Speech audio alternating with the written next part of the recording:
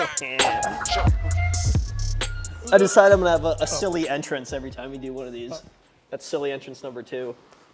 I'm just gonna do this the whole episode and throw up. You won't believe it, Justin turned into a dog. It's everything he's ever dreamed of, really. It is. In the last one, actually, we promised to have Justin in this one, but he decided to take a little vacation up north. So Yep. it's the 3 of us. Doug, we had to settle for you today. That's all right. And Which is cash. okay. I brought cash. Yeah, exactly. We got 3.5. Oh. And I got a list. If you guys haven't seen these not podcasts that we've been doing, we dedicate about a half hour. Did you start a timer? I can right now. Start it up. To just talking about a recap of the past month. So this would be, what are we in, July already? So we're talking about June. A lot of stuff happened. I've got a list of topics that we can talk about, and watch Cash do his thing. Okay. So first of all, you'll notice that 2 of us are wearing non-overtake shirts. Yep. So shout out to 845 Subies. Do you want to talk about who they are, how they came into our lives, why we have the shirts? And Yeah, so 845 Subie, they're a crew out in New York, just a Subaru club, and they are probably the most dedicated group of Subaru enthusiasts that I've ever met. Yes. Dedicated not just to the brand of Subaru, but just themselves being a club, building a community. They are just everything that we're about, just on a smaller scale out there. And it was awesome to meet them at Wicked Big Meat when we were out in Connecticut. Yeah. So first of all, it's really refreshing to see groups with this kind of passion, because this is something, I'm a bit older than you guys. I'm in my 60s. I remember growing up in the Subaru community, and there was lots of these type of groups and factions and like gatherings, events. And over the years, it's kind of been lost. And that was one of the points that they drove on why they're trying to grow their group and their community so much, is because they've seen it fall apart as well. Mm-hmm. So in our local scene, and we used to have a much stronger Subaru scene here. Not that it's not strong now, because we still have MN Subies, which is a great like Facebook group and a lot of individuals. But the 845 people are, I was going to say 845 guys. It's not just guys. It's guys, girls, old, young, like families. They get together and they actually act as a unit. They'll take drives on the weekends. They'll go to events together. They'll go to each other's houses, play video games online. Like it really is a big family, and we got a sense of that meeting them. Yep. But even before Wicked Big Meat, I suppose we ended up sponsoring a number of their drivers. Yeah. We were already, there was a communication with a lot of them before then, but it was Wicked Big Meat where it really lit off and really hit us with the realization that like how serious they were as a community, because there was a number of them that were in the same hotel as us, so we were chatting in the lobby and whatever. Yeah, it worked out really well, and there's a bit of serendipity there too. Like a lot of companies, especially in our position, if you're a new company, going to events is your least priority. You need to develop the foundation of the company. You need to start making product. You do some amount of marketing, but we wanted to fast track all of that, and the event season just sort of fell in line with the release of Overtake. Absolutely, yeah. I think the best way to grow a brand, especially in a niche space like automotive or even more specifically Subaru, is just getting in front of people, being friendly, showing off what you're doing, and that's the best way to grow. Is I can only post on Instagram so many times and reach so many people. Right. But being there, meeting new people, putting a face to a name and everything, it's the best way to do it. And the Subie event series is the best way to do it too. And I've realized I've talked a lot about Subie events over the past, let's say, month. Even in the last recap we noted on. So I'm not trying to be a big shill for Subie events. We're obviously friends with them. We've worked with them for, myself over a decade plus. But it really is an incredible event series. It's all Subaru-centric. Mm-hmm. It's put on really well. The organization is incredible considering Wicked Big Meat. I don't know how many people attended, but it's got to be, I don't know, 6, 7, 8,000? Yeah. I think it was a lot. Somewhere between 8 and 10 this year. Yeah, it's insane. And I know, Doug, you've been out to events Midwest. Wicked, I think last Wicked Big Meat was maybe 21. Midwest is the one I'm at more often than the rest. But Midwest is in September. Yeah, this year. So you've seen it in person, though, and it really, I can't think of a single series. Every other big major event that I can think of is all makes and models. Yeah, there's not a single other brand like Subaru, certainly not with factory backing like Subie Events has, but there's Honda events that are like Honda only and they're big national deals, but it's like a one-day thing. They don't travel around. There's not a Midwest or an East Coast and a California show. Like it's just one, and people come from everywhere. But it's like, that's the closest thing I can think of. Toyota doesn't have anything like that. No. Ford, Chevy, nothing like that. So we're fortunate, but going back to what I was saying about being a fresh company, it is a big push to be able to go to these, because at the end of the day, we spend much more money than we make on selling little parts and t-shirts and stuff like that, whatever we can bring essentially in our crate, which we'll talk about our crate.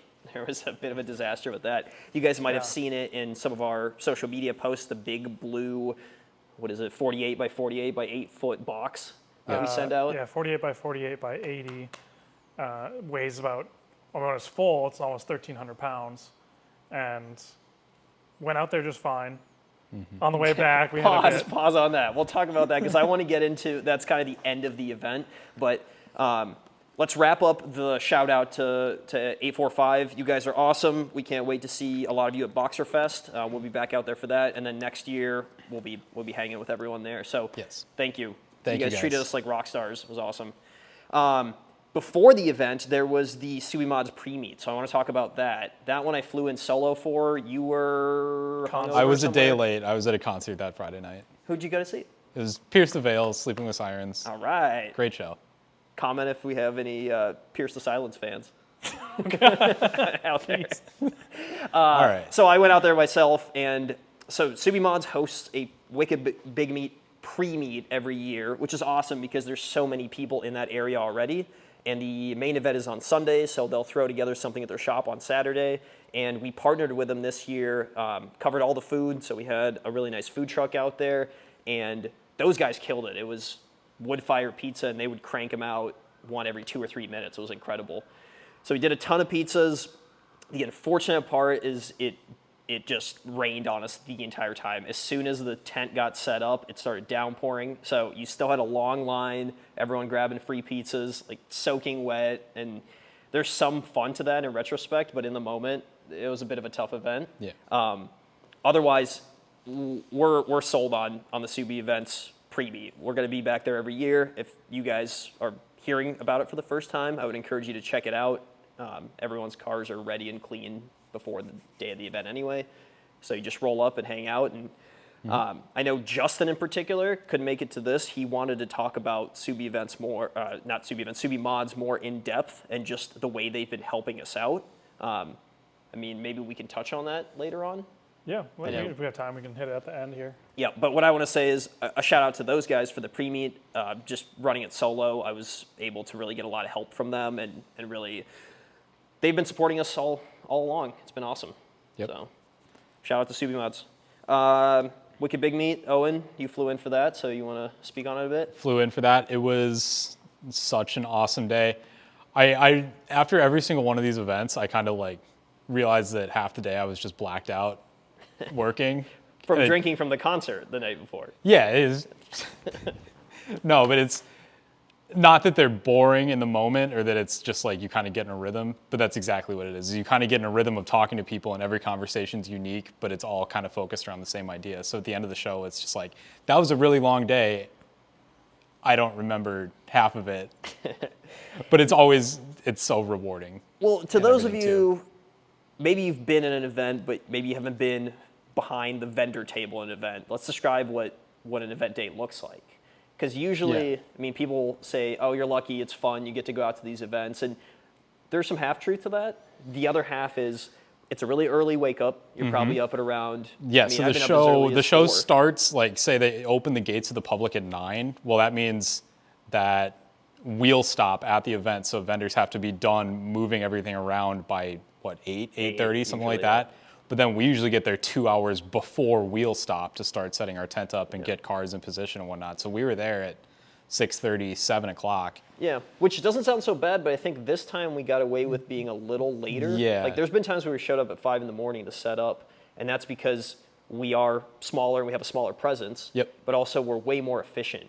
You know, I've been doing the Subie Events show for over a decade, and I had my couple years off in between jobs. You've been doing them for 5, 6 years? 4 or 5 years now, yeah. like So that. it's we really have a rhythm down of how to pack our stuff so that it can be unpacked and repacked quickly Right. at the shows. So that happens, people start piling in, and then from about 9 a.m. to, I think they close at 6 this time, 5 or 6? I think the show officially wraps up at 5, but they do the like big raffle at 3:30 or 4. Yeah. And then once the raffle's done, everybody kind of disperses on their own. So Right. we But usually in start that- wrapping up during the raffle. That gap, you're nonstop talking to people. Absolutely. You And- don't get a break. There's hardly time to go to the bathroom. You're not eating. You don't We're get to having to see remind the ourselves event. all day to drink water and eat anything because it's.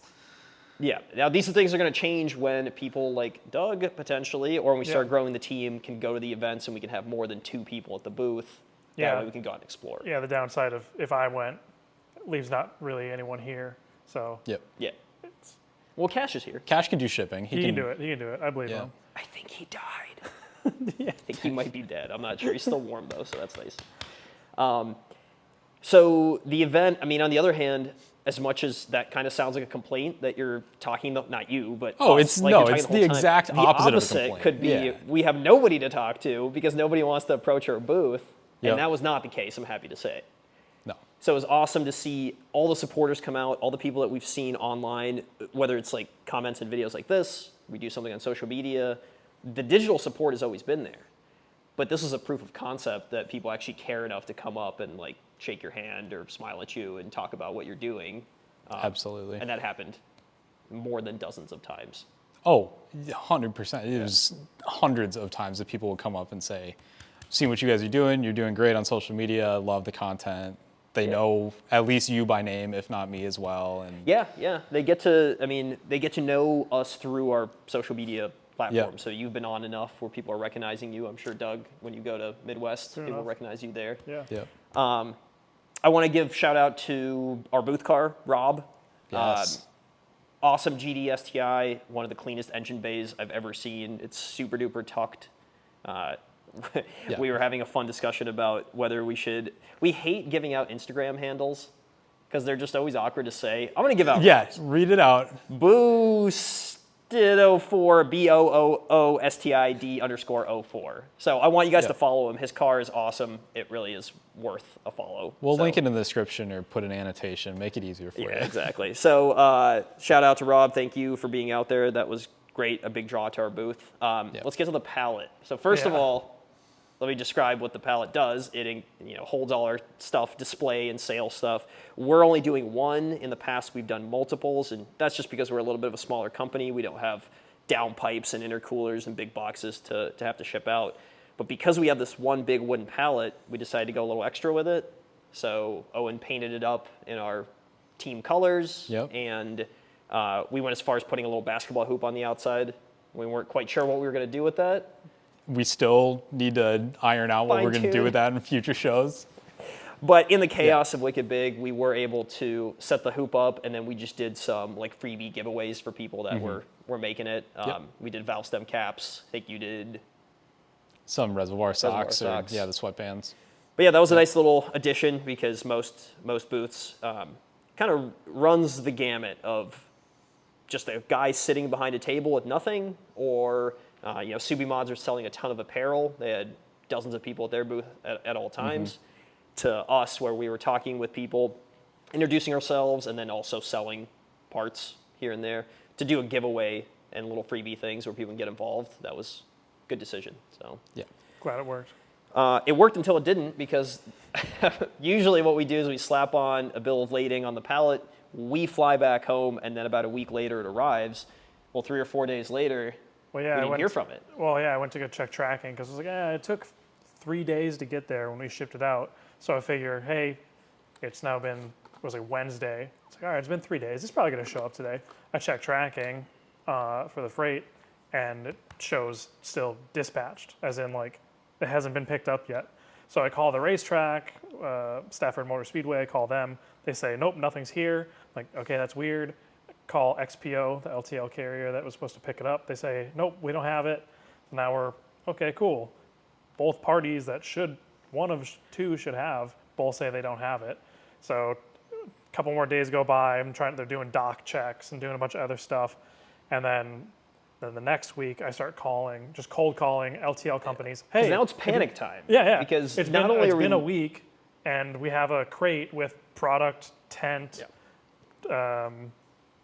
your shoes that you bought out in Connecticut. Did buy a new pair of basketball shoes, and that was the real reason I was worried, not Yeah. the $3-4 grand worth of tent equipment. Yeah, so now it's been a week and we have no idea where it is. So I start cold calling freight companies. They're doing dock checks. Eventually I call ABF Freight and I'm like, hey, have you seen a big blue pallet? It's really hard to miss. It says Overtake all over it. And they're like, oh, that sounds familiar. And then somehow they're like, is your name Doug Dixon, 2118 Myrtle Ave, St. Paul? How do you know that? They're like, oh, we have it. Like, I don't know. They were like, oh, we have it. Also, it's getting loaded on a truck for delivery to you right now. Yeah. I was like, And then the next morning it was here. XPO was supposed to pick it up at the track. Somehow ABF Freight took it and they weren't supposed to. And no XPO never said, hey, we weren't able to pick it up. ABF Freight never said, hey, we have your pallet. It just... You're really shouting these guys out. Yeah. Hey. So you're telling the people watching this not to use XPO Freight? You have to go in and just bleep all these names here. I don't know if we can be saying all this. It's Well, just like okay, this UPS brings me to or 2 anyone else. points. One of them is, boy, am I glad that we painted our pallet, because if it was just a big wood pallet, it would have gotten lost, like Even a Raiders big of the wo- Lost Ark. Well, where even it's a just big wooden warehouse. pallet still would stand out. I mean, most stuff you think of is usually like stretch wrapped. Yeah, So- but still, they said, oh, is it a big blue pallet, right? That's the first thing that they identified. I mean, when I Anyway, said big blue, yeah, exactly. It was good. And the fact that it arrived to us in time, intact, with everything, that's awesome. We also got charged for that, which I don't understand. I think if Yeah. a company picked it up by mistake and shipped it somewhere else, it should be a free delivery back to you. I This is their tried. mistake. I tried. They said no. What do you guys think? I'm curious in the comments. Like, we should not be liable for the extra shipping. But we were the bigger men. We paid up. We Yep. wanted that pallet back. Because we got to repack it and turn it around to Subie Fest, California, which is coming up The First weekend of August? weekend of August. Yep. And there's an air tag in there now. Yeah, Yes. exactly. So it cannot get lost. But yeah, it was definitely a panic moment there for a bit. Okay, moving on from event stuff. I had a note here about social media collabs and Subie Mods. Again, you guys have probably seen, if you're following along on our Instagram, YouTube, whatever, that we've been doing some more collaborative posts. So that's always awesome. It kind of allows us to share our audience, and because we're growing, we're just really appreciative to any collaboration posts. We do get it from individuals as well. Sometimes we accept them, sometimes not. It just depends on our posting schedule. Like if we get 4 collaborations all at once, we're likely not going to accept all of them because it's going to make our page look like a mess. So we have to be a little more strategic, but I wanted to mention if you do an invite collab, and please do them, we don't always accept it. That's nothing personal. A lot of times they're really cool posts or cars or whatever, just not in our schedule that day. But shout out to everyone that's been tagging at, hashtag OvertakeUSA, at OvertakeUSA, and then doing collab invites.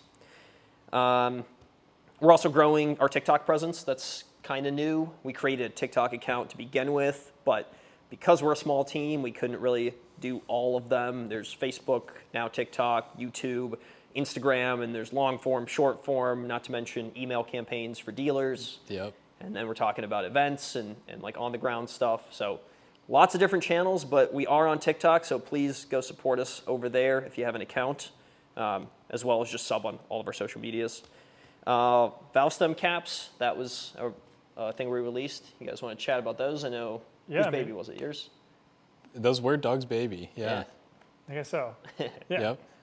Yeah, no, they've been popular. I mean, it's just a small add-on part, and also the application is huge. It's maybe the most universal part we've ever done. Yeah, and I'm seeing it on a ton of cars, and like really cool cars. And you know what I learned is no matter how built a car is at a major event, the caps are usually stock. It's usually those plastic. The plastic Yep. little. Yeah.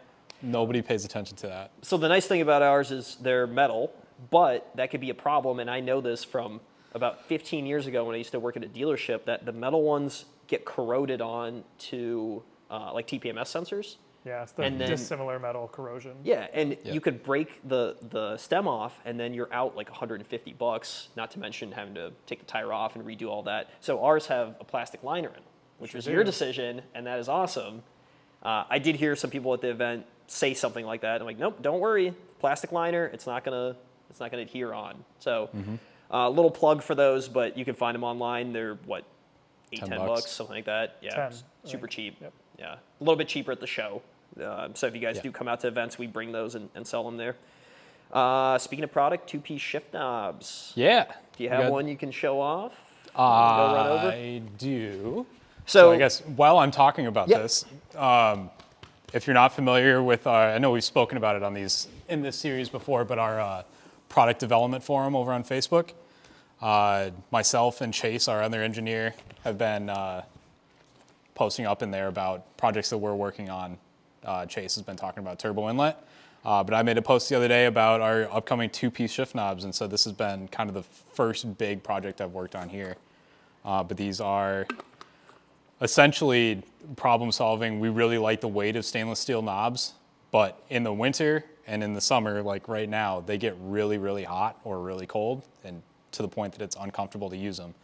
So our solution in the past has been like a Delrin plastic shift knob, but those are really light, often lighter than the factory knobs, and you kind of just lose the feel of shifting. So having something that's dual material like this with a stainless steel base and then a Delrin topper has kind of been the solution. And so this is a prototype one that I've been driving on for a month or so now, and I really like it. I know these guys have tried them out too, and they're a big fan. So we'll be coming out with these, I don't know, As fast as we as can. fast as we can. But stay tuned. If you're not in that Facebook group already, we'll have that linked in the description. Head over there, join up, and just follow along.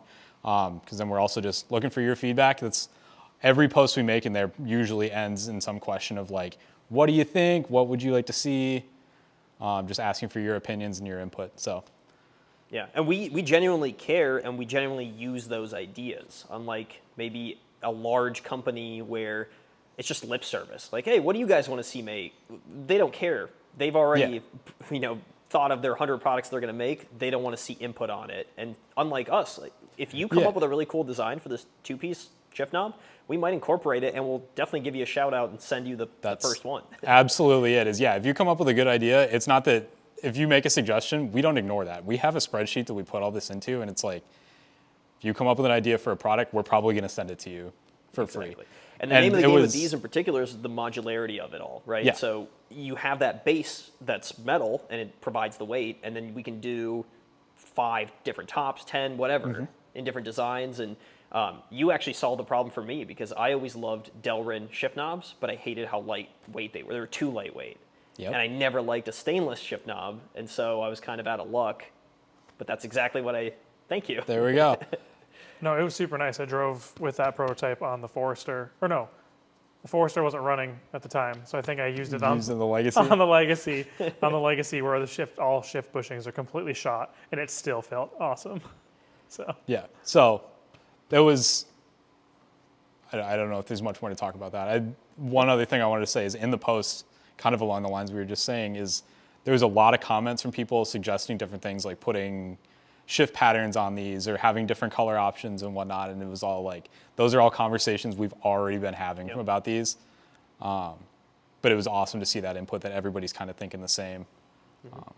So speaking of the development group, and you mentioned inlet, we've been kind of teasing it for a while. We just put out kind of a full view of the production ready one on Instagram, all our social medias, but this is last week. So you guys can get a chance to see it. The development group has a lot more information, and then we are gearing up for something big, a group buy. This is something that we've done with another company in the past, and we really enjoy doing group buys on significant new product releases like a V8 turbo inlet, because it gives a chance for people to sort of catch up with our engineering and development process and able to get one before everyone else at a really deeply discounted rate before it goes off and for a full release.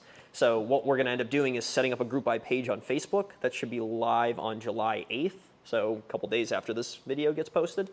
We'll put a link in the description for this video so you guys can join up, and it'll have all of the engineering stuff, development process, dyno runs. We did a big dyno day, so you can talk about that. We did do a dyno day recently. Give a little preview of that, but all of that will be in this one group, and then there's a 2-week kind of growth period, and at the end of it, you're going to be able to purchase at, we haven't decided the discount rate yet, but it's usually really, really favorable for the Yeah. people that are in the group, we'll say that. Yep. So maybe we talk a little bit about development process. I know this is Chase's baby, and maybe we can get him in, but touch on Dyno Day. Let's do that. Yeah, so Dyno Day, essentially, so we've made turbo inlets like aftermarket cast aluminum turbo inlet, not really a new thing for the FA20. And so the last company we all worked at that we came out with these, it was more a reliability upgrade than anything. Like, sure, it maybe smoothed out the airflow a little bit, but it was mainly to stop the bypass valve tube from cracking. So we never really bothered doing any like back-to-back dyno testing to see if it made power or whatever. We were very content with, hey, this is not gonna break like the factory one. But then there was we had just heard some people chattering that's like, my car feels a little faster, and we had seen some people that were on the dyno before and after with some improvements, and we were like, okay, well, we need to test this for ourselves. And so we did that, and I'm not gonna give away any numbers here. You can go check out the video next week, but it makes power. Yep.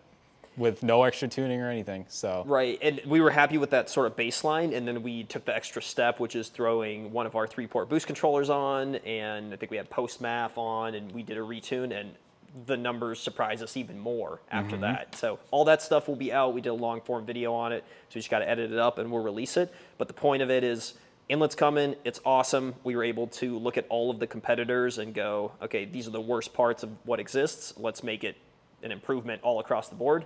We did that, and we're confident that it's going to be the best VEA WRX inlet out there.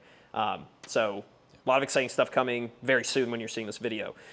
Product releases as well. I want to touch on VB Hellohorns. So we released a kit for that. We have the bracket, the plug-and-play wiring, and then the horns themselves from Hella on our website now. What sets those apart from what we got? Yeah, so I worked with the supplier on the harness. The bracket and the harness are both instinctively different than what's on the market. So the bracket itself has a lot more adjustability. You can have it forwards, backwards, upside down, or the right side, and also it gives you a bunch of different angles, up, down, and then straight side to side. And the reason that's important is because, especially on the VBWX, there's a lot of space behind the grill, but if you start doing like a bash bar, bumper bar, if you start doing a front mount intercooler, or really anything that can fit back there, you might not be able to accommodate for a Hellohorn setup. Because the Right. horns are pretty big themselves. Right, yeah, so that gives us the most amount of adjustability, and then with the harness, we saw what was out there, and it wasn't a direct connector plug-in. It was a spade connector that you just plugged into the OEM harness, which, may or may not fall out. Also, corrosion, any sort of other elements from the weather can get in there. So we have a connector that is a direct plug and play into that harness, and then you can either run it from the passenger side horn or the driver side. It reaches both ways. So whether because a lot of the front mount kits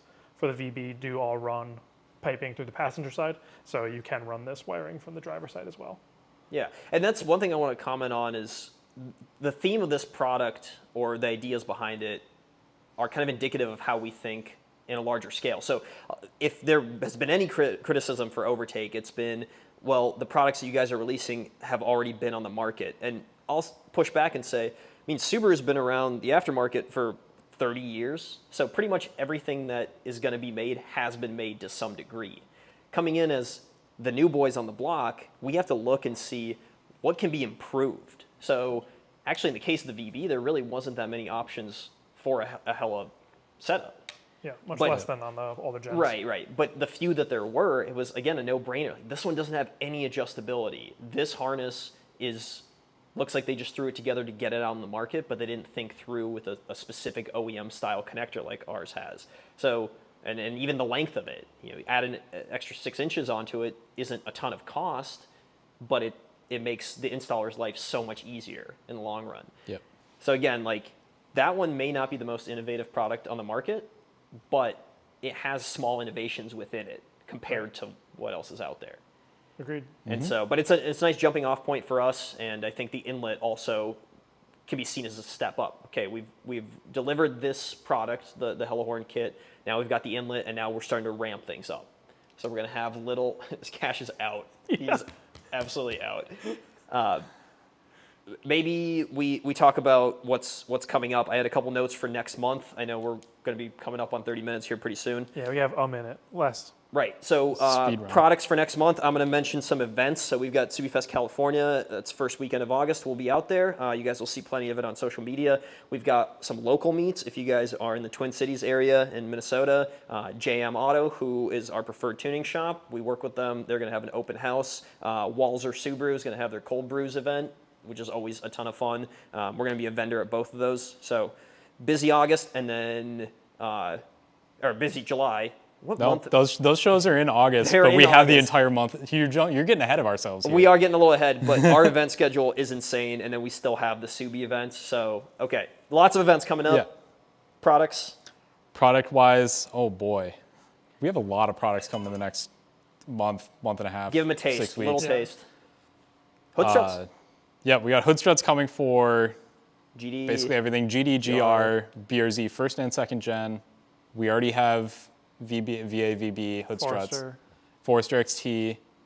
Oh, Two-piece shift knobs are going to be coming. Yep, two-piece shift knobs are coming out.